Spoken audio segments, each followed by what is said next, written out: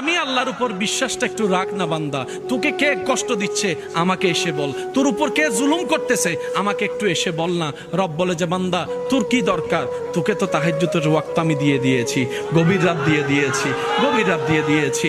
দিনের বেলায় নামাজটা পড়ে গভীর রাতে এসে আমি রবের সাথে প্রেমের কথা একটু বল না। গভীর রাতে তো আমি আল্লাহ ডাকতে থাকি, কার কি সমস্যা আছে বান্দা আমি রবকে একবার বল। বান্দারে কে আছস অসুস্থ আমি রবকে জানা, কে আছস অভাবী আমি রবকে জানা, কার কি সমস্যা আমি রব তোদের কথা শুনবো। রব ডাকতে থাকে, আপনি আমি ঘুমাইতেই থাকি, ঘুমাইতেই থাকি, ঘুমাইতেই থাকি।